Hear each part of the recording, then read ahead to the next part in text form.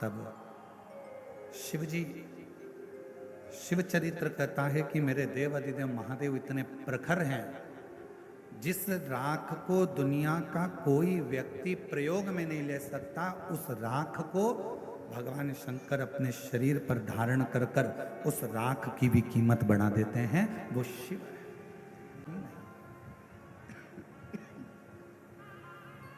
जिस राख की कोई मूलता ही नहीं।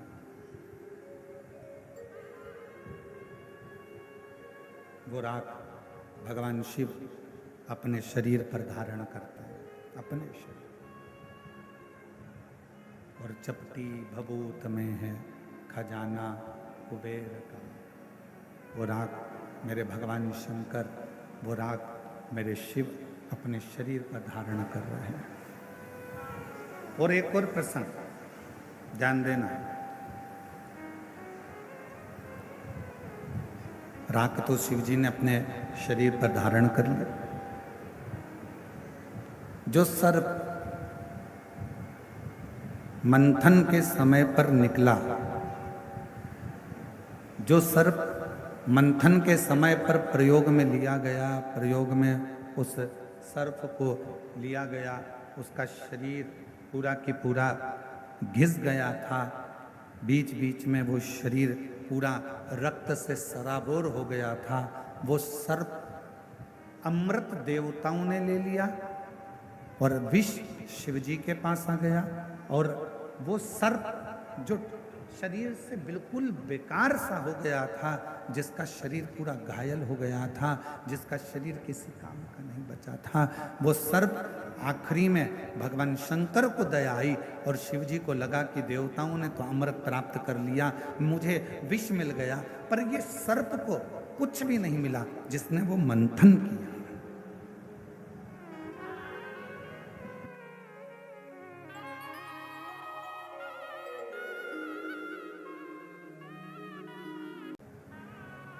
शिव जी ने वो सर्प को देखा कि उसका पूरा शरीर बेकार सा हो गया, पूरा शरीर।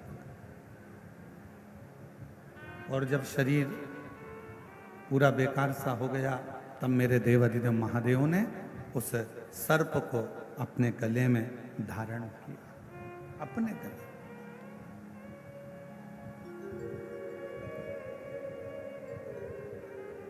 दुनिया जिसको त्याग दे, दुनिया जिसको छोड़ दे, लोग कहते हैं कि ये नकारा है, किसी काम का नहीं है, किसी काम का नहीं है। दुनिया जिसको नकार दे, दुनिया जिसको छोड़ दे, समझ लेना अगर वो किसी काम का नहीं है, जैसे धतूरा, जैसे कनेर का फूल, जैसे सर्प, जैसे राख, जैसे चंद्रदेव पूरे बीमार पड़ गए, शरीर पूरा गल गया, पूरा शरीर बेकार हो गया, तब वो चंद्रदेव भी जब किसी कार्य के ना बचे, तब देवता भी उससे दूरी बना लिए। तब मेरे भगवान शंकर ने चंद्र को भी स्वीकार करा, राख को, भस्म को भी स्वीकार करा। तब मेरे भगवान शंकर ने सर्प को भी स्वीकार करा, और राख को, धतूरे को, कनेर को मेरे शंकर भगवान स्वीकार करते गए, स्वीकार करते गए मेरे शंकर। बाबा डोर हत्तो छड़ी नामे कटी जाऊंगी, भोले मैं तेरी पतंग। जो किसी काम का नहीं हो, जो किसी कार्य का नहीं हो, जो किसी कार्य का नहीं हो, किसी काम का नहीं हो, वो मेरे शिव के काम का, मेरे शंकर।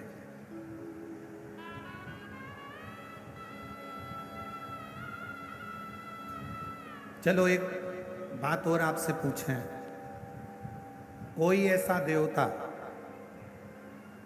जो एक लोटे जल से राजी हो जाता हो?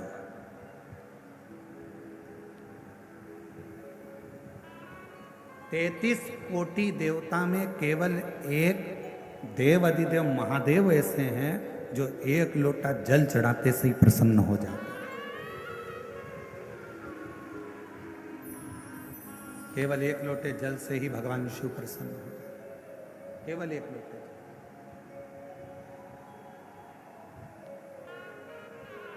बोलबम का नारा है, जरा जम के बोलो, बोलबम का नारा है, सारी समस्या का हल, सारी समस्या का हल श्री शिवाय, श्री शिवाय, श्री शिवाय। 33 कोटि देवता में केवल एक देव अधिदेव महादेव ऐसे हैं जो एक लोटा जल चढ़ाते से ही प्रसन्न हो जाते। कुछ नहीं चाहिए तुमसे, तुम्हारा धन तुम्हारे पास रखो, तुम्हारी संपदा तुम्हारे पास रखो, तुम्हारा सत्ता तुम्हारे पास रखो, तुम्हारा वैभव तुम्हारे पास में रखो, तुम्हारी पूंजी तुम्हारे पास में रखो, सब तुम्हारे पास में रखिए, शिव जी को नहीं चाहिए, भगवान शंकर जी को नहीं चाहिए।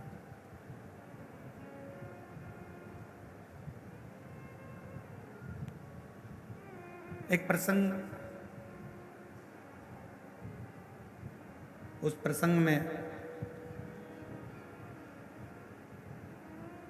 भगवान दक्ष प्रजापति की बेटियां, जिनका विवाह चंद्रदेव के साथ में हुआ था,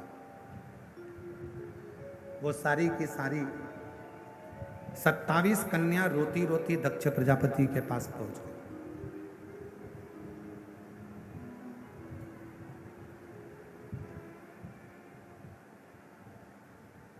और 27 कन्या जब दक्ष प्रजापति के पास में पहुंची, आंखों में से उनके आंसू निकल रहा था, रो रही थी, नैनों से जल बह रहा था, आंसू बह रहा था। दक्ष प्रजापति ने अपनी बेटियों से पूछा कि तुम्हें हुआ क्या, तुम्हारी आंखों में जल भरा हुआ है, तुम रो रही हो, तुम्हें हुआ क्या है, क्यों रो रही हो, किस लिए?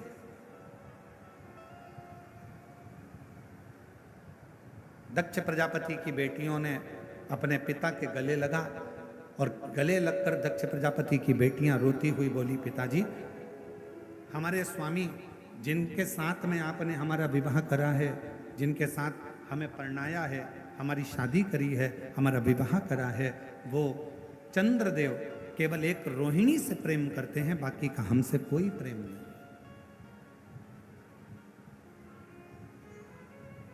केवल एक रोहिणी से, हमसे उनका कोई प्रेम नहीं। शिव महापुराण की कथा कहती है, माता, पिता, परमात्मा और गुरु, इनकी जो दृष्टि होती है वो सम होना चाहिए।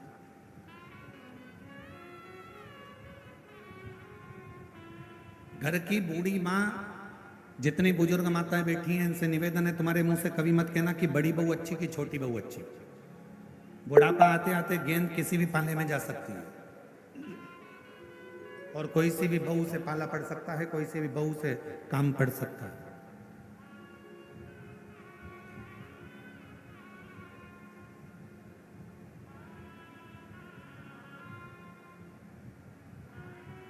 मेरे लिए बड़ी भी ठीक है, मेरे लिए छोटी भी ठीक है, मेरे लिए मंजली भी ठीक है। कब पड़ जाए काम, कोई भरोसा। कभी मत कहो कि मेरे लिए बड़ी अच्छी है कि छोटी अच्छी है। भले तुम्हें बड़ी बहू रही हो, भोजन करा रही हो, तुम्हारा पूरा काम कर रही हो, फिर भी मत बोलो कि मेरे लिए बड़ी अच्छी है कि छोटी अच्छी। मेरे लिए सब अच्छी हैं, समय आएगा तब देखा जाएगा, समय आएगा तब देखा जाएगा, समय आएगा तब देखा जाएगा, तब देखिएगा।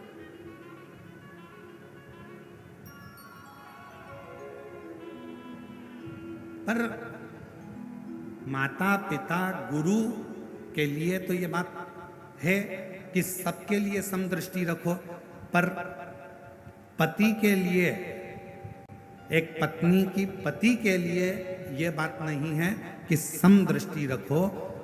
पत्नी का जो पति है उसके लिए एक ही बात कही कि अपनी अर्धांगिनी, जिससे तुमने 7 भांवर ली है, जिसके साथ तुम्हारा हथलेवा हुआ है, जिसके साथ तुम विवाह करे हो, उसके प्रति समदृष्टि नहीं, उसके प्रति तुम्हारी पूर्ण दृष्टि होना चाहिए, उसमें तुम्हारा स्नेह होना चाहिए, पूर्ण दृष्टि,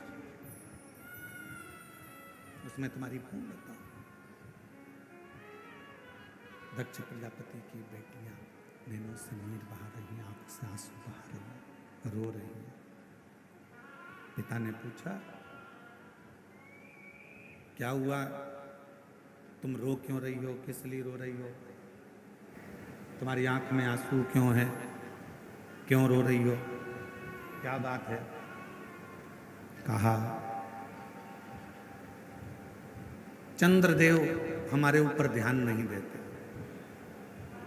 दक्ष प्रजापति ने उसी समय पर एक पत्र लिखा, चंद्रदेव के पास निमंत्रण भेजा।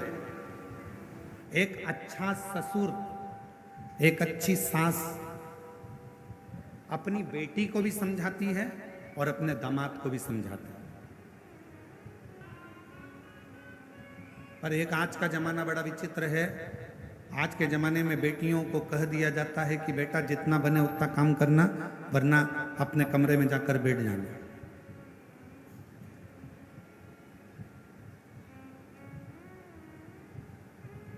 पर एक अच्छी मां, ये बक्से नहीं चल रहा है,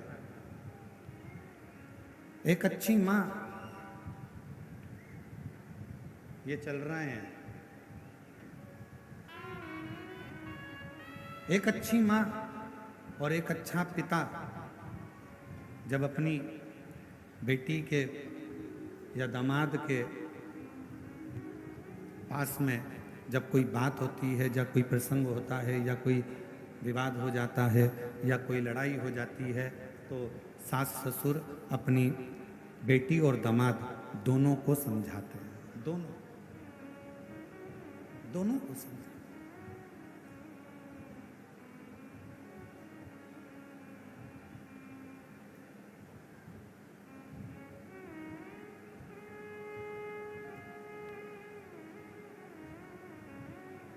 और दोनों को समझाया जाता है, दोनों को जब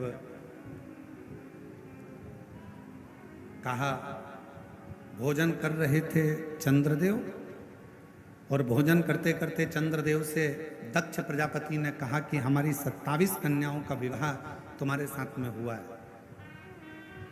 केवल एक रोहिणी के प्रति तुम्हारा प्रेम है, केवल एक रोहिणी के प्रति तुम्हारा स्नेह, उसके सिवाय तुम्हारा स्नेह, तुम्हारा प्रेम किसी अन्य रानी पर नहीं है। पर यह ठीक नहीं है। आज हम आपको समझाकर भेज रहे हैं, प्रयास करिए अपनी सारी रानियों को अपनी अर्धांगिनी मानकर प्रत्येक रानी के प्रति तुम्हारी दृष्टि पूर्ण रखिए, पूर्ण दृष्टि।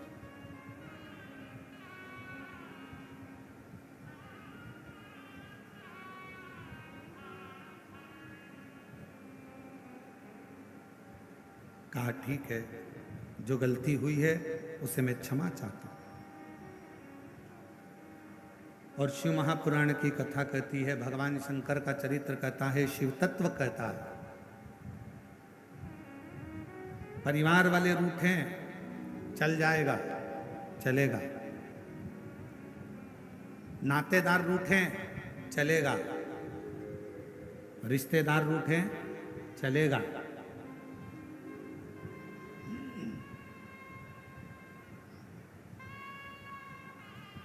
किस्मत रूठे। शिव महापुराण की कथा ये भी कहते हैं, नातेदार रूठ रहे हैं, रिश्तेदार रूठ रहे हैं, कुटुंबी रूठ रहे हैं, परिवार वाले रूठ रहे हैं, सब रूठे चलेगा, किस्मत भी रूठे चलेगा। शिव महापुराण की कथा यहां तक कहती है कि किस्मत भी रूठे चलेगा, पर शिव पुराण की कथा कहती है सब रूठे, पर किस्मत बनाने वाला नहीं रूठना चाहिए, वो हमारे लिए अनुकूल होना चाहिए।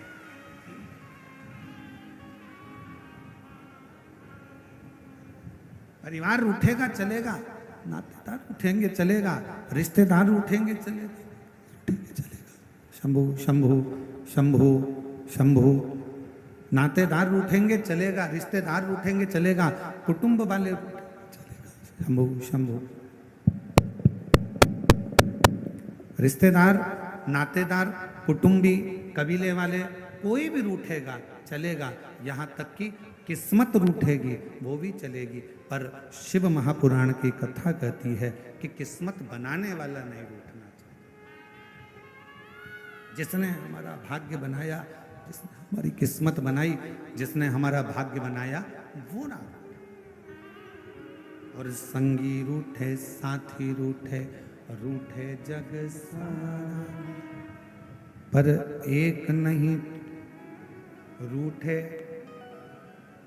भोलेनाथ जी हमारा।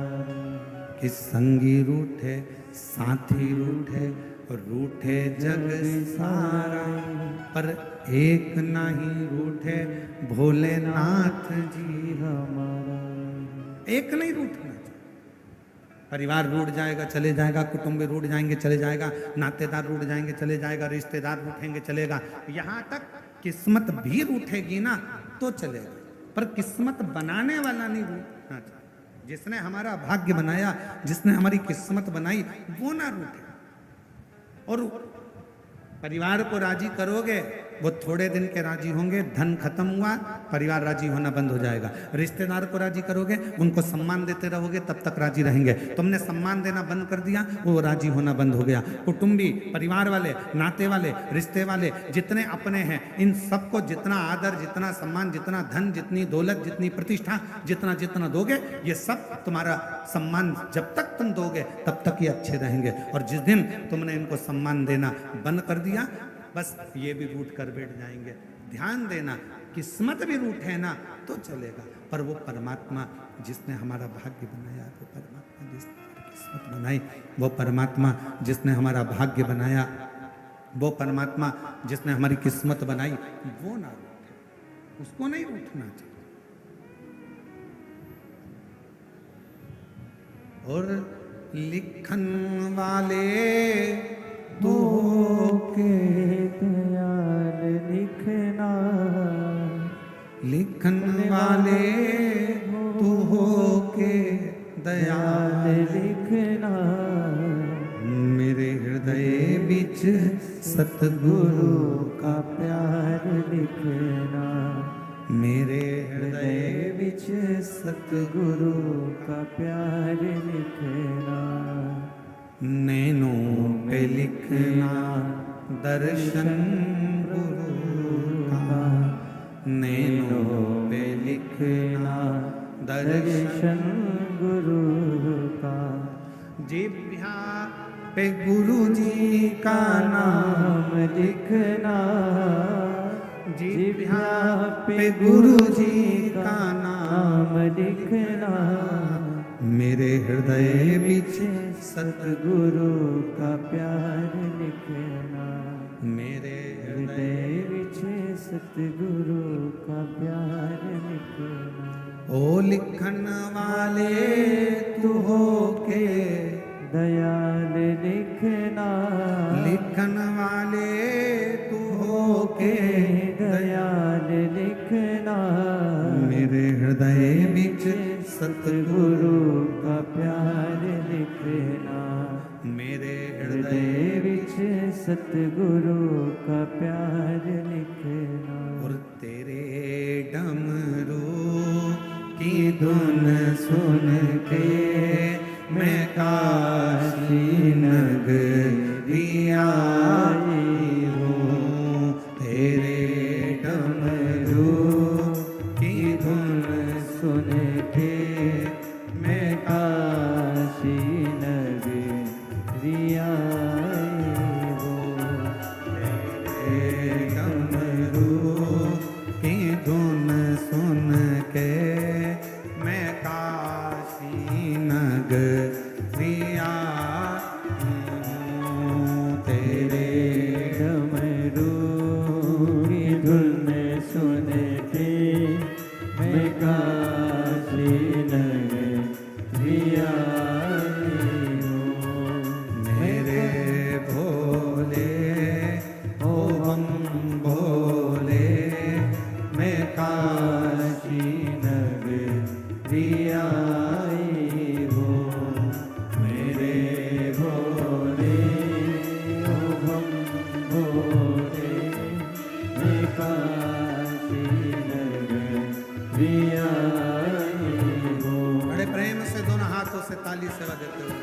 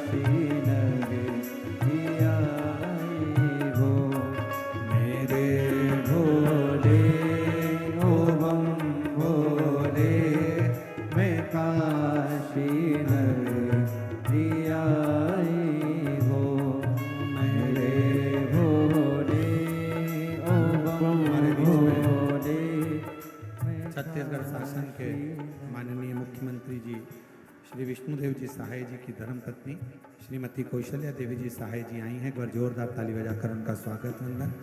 प्रत्येक शिव महापुराण में आपका आगमन भगवान शंकर की अविरल भक्ति आपके भीतर, जोरदार ताली बजाकर स्वागत।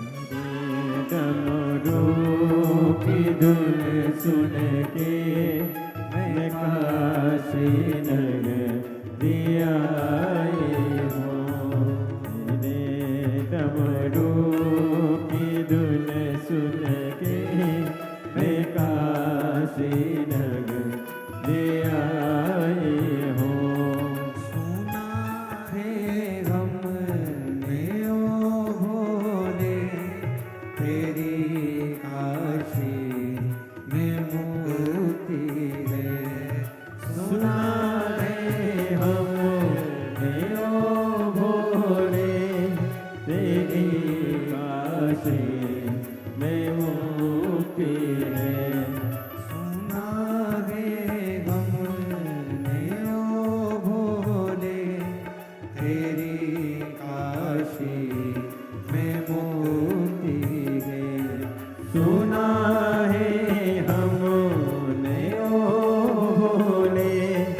तेरी काशी में मुक्ति है। उसी मुक्ति को पाने को मैं काशी नगरी आई हूँ। उसी मुक्ति को पाने को मैं काशी नगरी आई हूँ। मेरे भोले ओ बम भोले मैं काशी नगरी आई हूँ।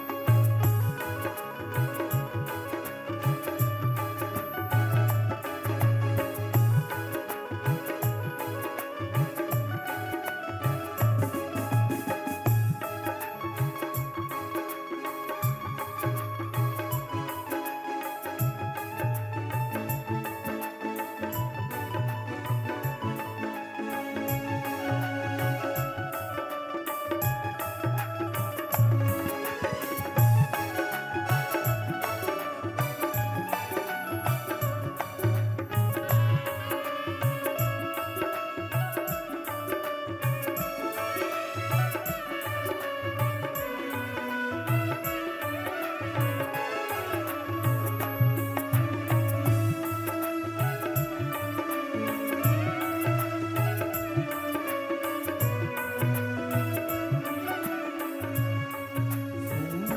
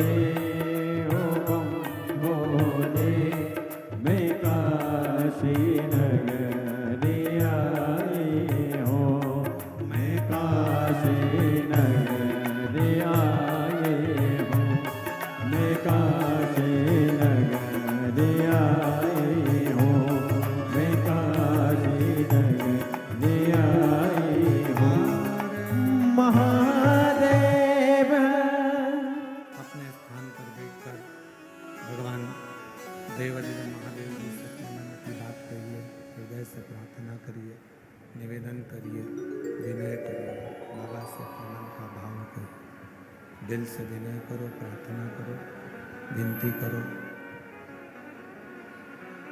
जहाँ जगह मिले वहाँ बैठकर बाबा को अपने मन का भाव, हृदय से बाबा को अपने मन का भाव कहिए, प्रार्थना करिए।